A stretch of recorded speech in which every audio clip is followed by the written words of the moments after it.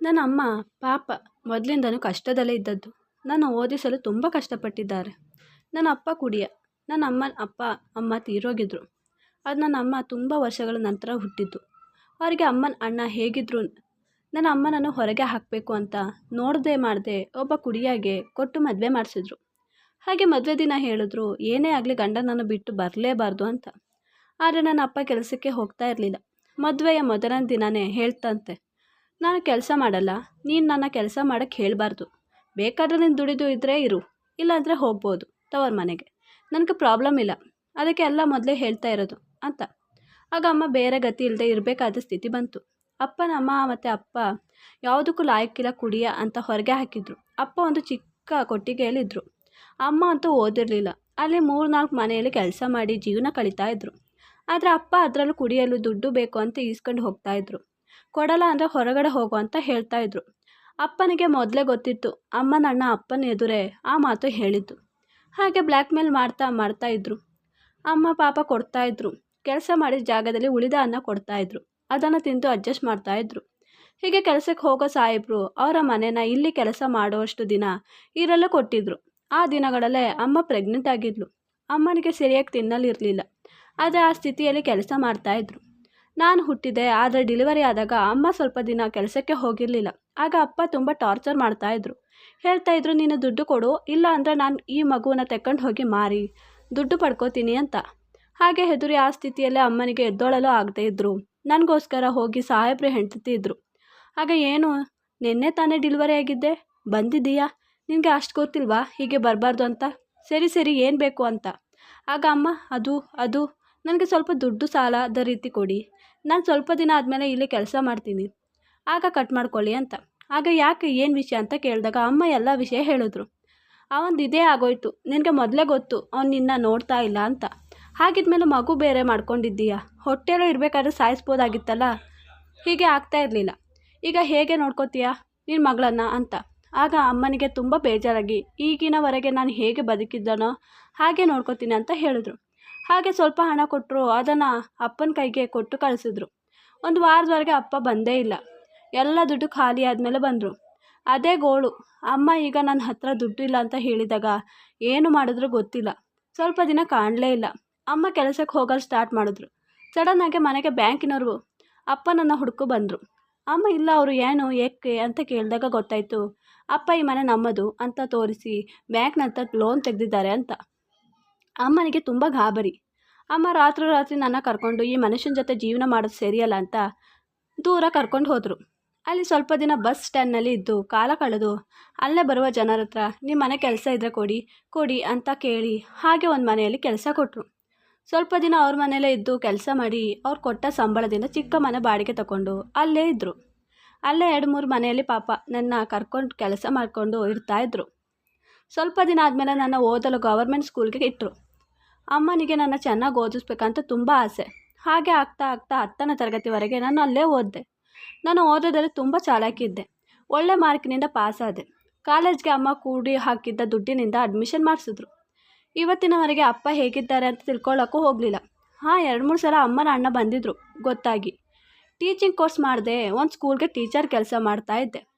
ಅಲ್ಲಿ ಎಲ್ಲರೂ ನನ್ನ ಫ್ರೆಂಡ್ ಆಗಿದ್ದರು. ನಮ್ಮ ಜೀವನ ಆರಾಮಾಗಿ ಹೋಗ್ತಾಯಿತ್ತು. ನನ್ನ ಅಮ್ಮನ ಹತ್ರ, ಅಮ್ಮ ಎಷ್ಟು ಅಂತ ಕಷ್ಟಪಡ್ತೀಯ, ಸಾಕು ದುಡ್ದಿದ್ದು, ಇನ್ನು ನಾನು ದುಡಿತಿದ್ದೀನಿ, ಅದು ಸಾಕು, ಇನ್ನು ಕೆಲಸಕ್ಕೆ ಹೋಗಬೇಡ ಅಂತ ಹೇಳಿದಾಗ ಅಮ್ಮ ಸಂತೋಷದ ಕಣ್ಣೀರು ಹಾಕಿದ್ರು. ಆಗಲಿಂದ ಅಮ್ಮ ಮನೇಲೇ ಇರ್ತಾಯಿದ್ರು. ಆದರೆ ನಾನು ಸ್ಕೂಲ್ಗೆ ಹೋಗಬೇಕಾದ್ರೆ ಯಾರೋ ಫಾಲೋ ಮಾಡೋ ಹಾಗೆ ಆಗ್ತಾಯಿತ್ತು. ಅದು ತಿರುಗಿ ನೋಡಿದಾಗ ಯಾರೂ ಇರ್ತಾ ಇರಲಿಲ್ಲ. ನಾನು ವ್ಯಹ ಅಂತ ಸುಮ್ಮನೆ ಆಗ್ತಾಯಿದ್ದೆ. ಹೀಗೆ ಸ್ವಲ್ಪ ದಿನ ಆದಮೇಲೆ ಸ್ಕೂಲ್ ಬಿಟ್ಟು ಮನೆಗೆ ಹೋದಾಗ ಅಮ್ಮ ತುಂಬ ಟೆನ್ಷನಲ್ಲಿದ್ದರು. ಅಮ್ಮ ಏನಾಯಿತು ಅಂತ ಕೇಳಿದಾಗ ಅದು ಓನರ್ ಬಂದಿದ್ದರು, 1 ವಾರದಲ್ಲೇ ಮನೆ ಖಾಲಿ ಮಾಡಬೇಕು ಅಂತ ಹೇಳಿದರು. ನನಗೆ ಆಗ ತುಂಬ ಟೆನ್ಷನ್ ಇತ್ತು. ನಾನು ಸ್ಕೂಲ್ನಲ್ಲಿ ತುಂಬ ಟೆನ್ಷನಲ್ಲೇ ಇರ್ತಿದ್ದೆ.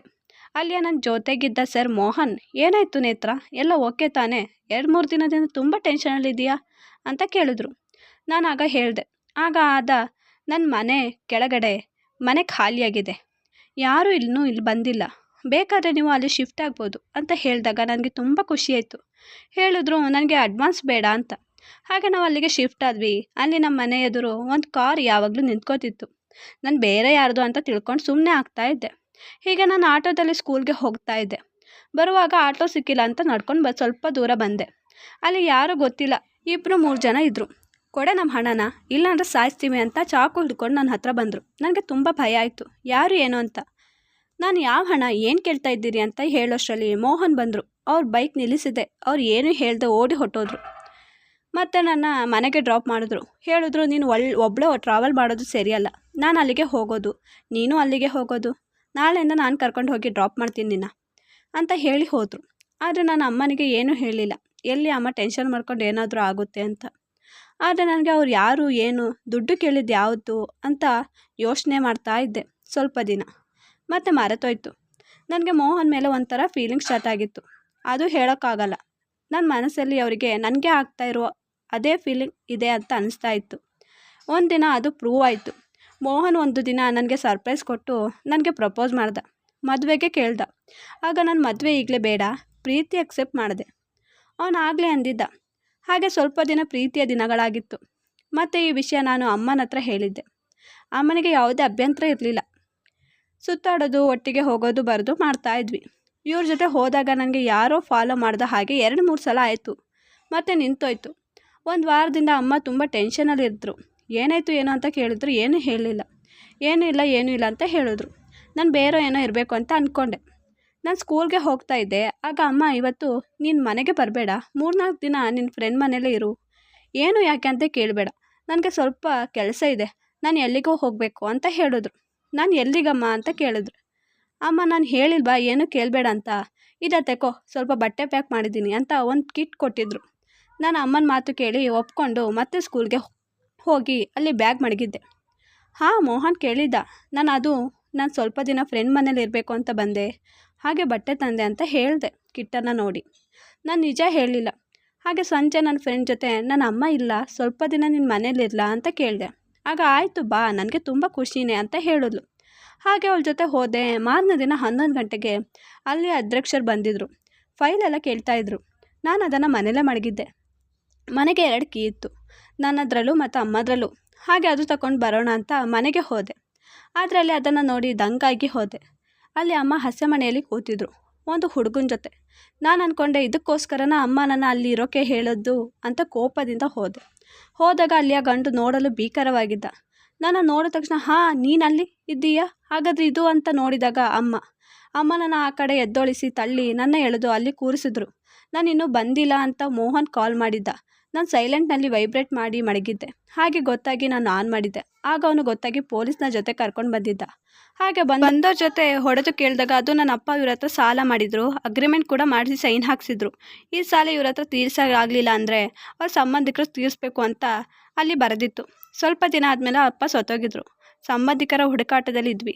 ಗೊತ್ತಾಯಿತು, ಅಪ್ಪ ಅಮ್ಮ ಸತ್ತಿದ್ದಾರೆ, ಮತ್ತು ಹೆಂಡತಿ ಮಗಳು ಎಲ್ಲೋ ಹೋಗಿದ್ದಾರೆ, ಮತ್ತು ಹೆಂಡತಿ ಅಣ್ಣ ಇಲ್ಲೇ ಇದ್ದಾನೆ ಅಂತ ಹೇಳಿದಾಗ ಅಲ್ಲಿ ಹೋಗಿ ವಿಚಾರಿಸಿದ್ವಿ. ಆಗ ಗೊತ್ತಾಯಿತು ಹೆಂಡತಿ ಮಗಳು ಎಲ್ಲಿದ್ದಾರೆ ಅಂತ. ಹಾಗೆ ಸ್ವಲ್ಪ ದಿನ ಇವ್ರ ಹಿಂದೆ ಫಾಲೋ ಮಾಡಿದಾಗ ಅವ್ರ ಮನೆ, ಅವ್ರ ದಿನಚರಿ ಎಲ್ಲ ವಿಷಯ ಗೊತ್ತಾಯಿತು. ಅವ್ನ ಹೆಂಡತಿ ಹತ್ರ ಸರಿಯಾಗಿ ಹಣ ಕೇಳಿದ್ವಿ. ಅಷ್ಟು ಹಣ ಇಲ್ಲ ಅಂತ ಹೇಳಿದ್ರು. ಆಗ ನಿಮಗೆ ಹಣ ಕೊಡೋಕ್ಕಾಗಲಿಲ್ಲ ಅಂದರೆ ನನಗೆ ಇನ್ನೂ ಮದುವೆ ಆಗಿಲ್ಲ, ಹಾಗೆ ನಿಮ್ಮ ಮಗಳ ಜೊತೆ ಮದುವೆ ಮಾಡಿಕೊಡಿ ಅಂತ ಟಾರ್ಚರ್ ಮಾಡ್ತಾಯಿದ್ವಿ. ಮದುವೆ ಮಾಡಿಕೊಟ್ರೆ ಎಲ್ಲ ಸರಿಯಾಗುತ್ತೆ ಅಂತ ಹೇಳಿದ್ವಿ. ಹಾಗೆ ಅವರು ಆಯಿತು ಅಂತ ಒಪ್ಕೊಂಡ್ರು. ಆದರೆ ಇವತ್ತು ನೋಡಿದಾಗ ಇಲ್ಲಿ ಅವರು ಹಸೆಮನೆಯಲ್ಲಿ ಮುಖ ಮುಚ್ಚಿ ಕೂತಿದ್ರು. ನಮಗೆ ಅವ್ರ ಮಗಳು ಇಲ್ಲಿಗೆ ಬಂದಾಗ ಗೊತ್ತಾಗಿದ್ದು ಅಂತ ಹೇಳಿದ್ರು. ಅವರಿಗೆ ಒದ್ದು ಕರ್ಕೊಂಡು ಹೋದರು ಜೈಲಿಗೆ. ಮತ್ತು ಅಮ್ಮ, ಏನಮ್ಮ ಇದು ಏನಾಯಿತು ಅಂತ ಕೇಳಿದಾಗ ಅವ್ರು ಹೀಗೆ ಟಾರ್ಚರ್ ಮಾಡ್ತಾಯಿದ್ರು. ನಾನು ಒಪ್ಪದೇ ಇದ್ದಾಗ ನಿನ್ನ ಸಾಯಿಸಲು ನೋಡಿದ್ರು. ಅದನ್ನು ನನಗೆ ವಿಡಿಯೋ ಮಾಡಿ ತೋರಿಸಿದ್ರು. ನನಗೆ ಇದನ್ನು ನಿನಗೆ ಹೇಳಿದ್ರೆ ಏನಾದರೂ ಅಂತ ಅಂದ್ಕೊಂಡೆ. ಮತ್ತು ನಿನ್ನ ಫ್ರೆಂಡ್ ಮನೆಗೆ ಕಳಿಸಿ ಆ ಹಸೆಮನೆಯಲ್ಲಿ ನಾನು ಕೂತ್ಕೊಂಡೆ. ಅಲ್ಲಿ ವಿಡಿಯೋ ಕೂಡ ಮಾಡಲು ಫೋನ್ ಕ್ಯಾಮ್ರಾ ಓಪನ್ ಮಾಡಿ ಮಡಗಿದ್ದೆ. ಮದುವೆ ಆದಮೇಲೆ ಸತ್ಯ ಗೊತ್ತಾದರೂ ಈ ವಿಡಿಯೋ ತೋರಿಸಿ ಅವನ ಮೇಲೆ ಕೇಸ್ ಕೊಡ್ಬೋದು.